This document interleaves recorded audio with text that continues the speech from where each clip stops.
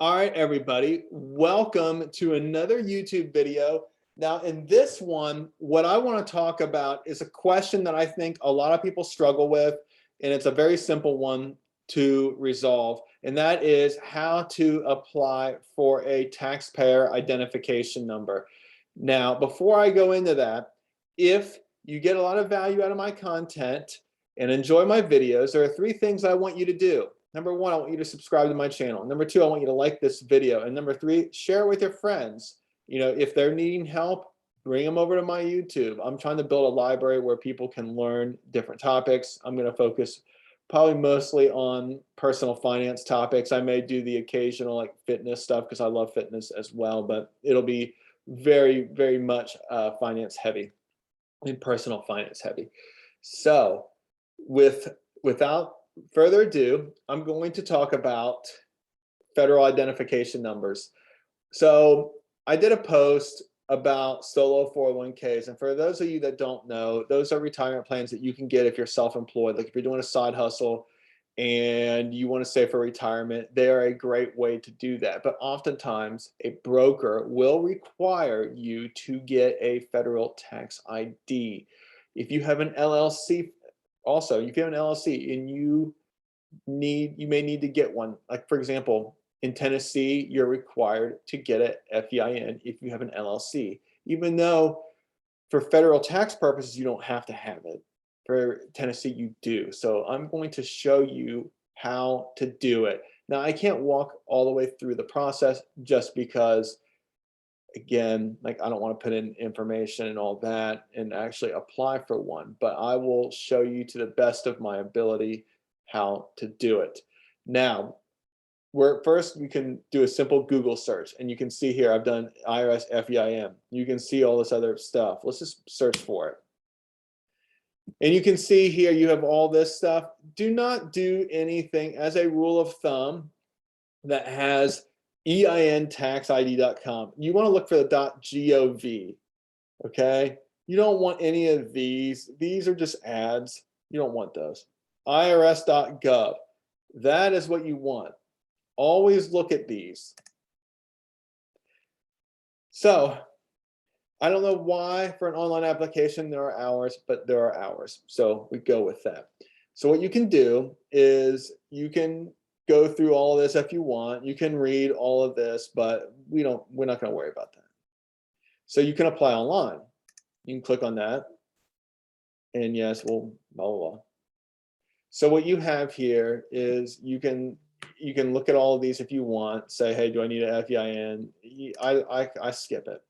So this is the very important thing that you need to get right when you apply for a FEIN, and that is a type of legal structure. I'm not talking about tax purposes. I'm talking about how are you legally set up.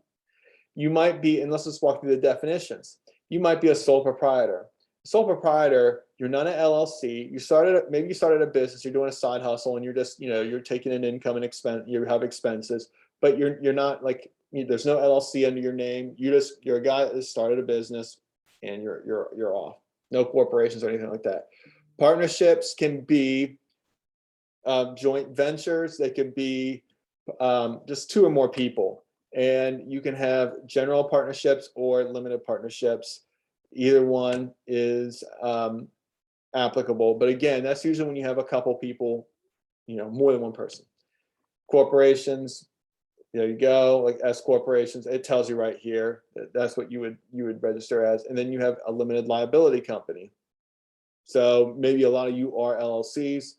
And then estates and trusts, if you have those, you would obviously register as that. So you could pick one. Let's say, I don't know, what do you want to pick? Limited liability company. And so it will ask you, hey, these are all like what define them. You can like if you're an LLC that has two members, like you wouldn't necessarily do it as a partnership. You could do it as this, but you can just see all the definitions here. So if you go on, it'll ask you how many members do you have. It'll ask you what state. You could say one member, and you could just say, oh, I'll pick my state here, which is Tennessee. It'll ask you to confirm your selection. Now, another thing that you want to point out here is, by default, the IRS will consider you to be a disregarded entity. Now, you're like, what does that mean?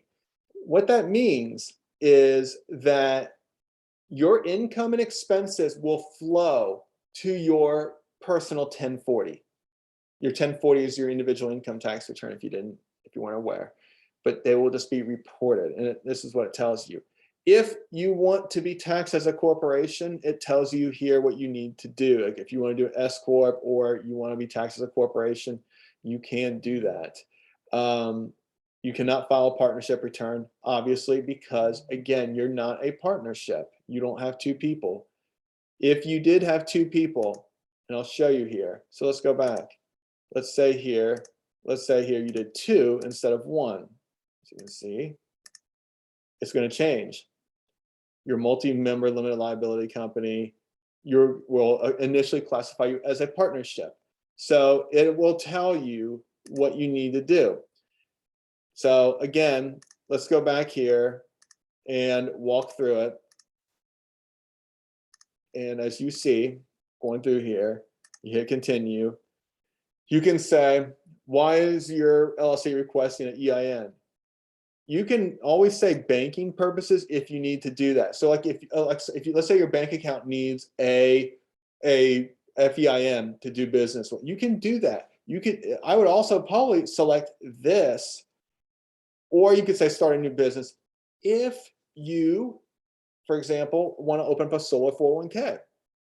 So you can pick either one. It's not a big deal. I don't even know why they ask you that personally. So this is kind of where I will I won't go any further, but you just fill out all the information. It'll probably ask you for the name of your LLC, but you just go through all of this stuff and apply. And you want to be careful because when you do this, like everything's final. So you don't want to make typos. So double, triple check this, make sure that you match this up. And then what will happen is, so you'll put your name in here, you'll put your address. I think there's a couple details. And then what you will get is a copy, like a PDF copy of your FEIN. And so you can do that. Again, you can do that and use that on your tax return. And you can also use that FEIN when you go to apply for setting up like solo 401ks or a SEP or anything like that. So that is, in a nutshell, how you set up an FEIN. And again, like I apologize, I can't take you all the way through it because then I would be putting in personal information and I don't really want to do that on the internet. So hopefully this helps. If you got a lot of value, please like and subscribe. If you have questions, feel free to leave them in the comments, but enjoy it. I'm going to be making a lot more tax videos just to kind of help people with a lot of common questions that they have. So you all have a great day.